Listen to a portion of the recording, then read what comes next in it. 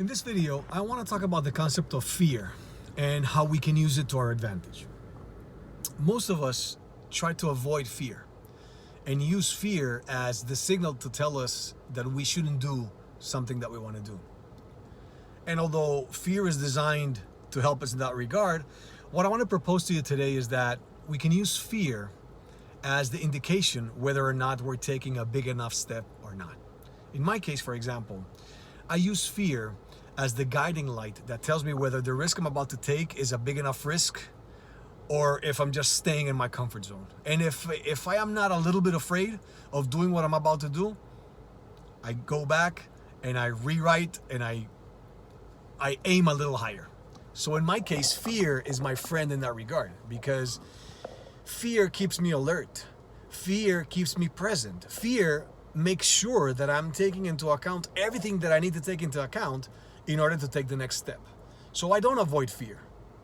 That doesn't mean that I like it, and that doesn't mean that I look for things that make me afraid, but what it means is that I use it in my advantage to make sure that the step that I'm taking is a big enough step that has me a little bit afraid, so that I know that I am present and I am going to do everything that I can do with the information that I have in order to make sure that everything goes well. So if in your case fear is keeping you from doing something, my invitation is take a look at it and see, is it because you think you don't have the knowledge? If you don't, go and get it. Is it because you feel that you won't be able to do it? Again, all of us need to be afraid from time to time, but use fear in our advantage. Don't let fear paralyze you from doing the things that you want to do. It's normal to be afraid. Everybody's afraid from time to time. What we can't do is let fear have us.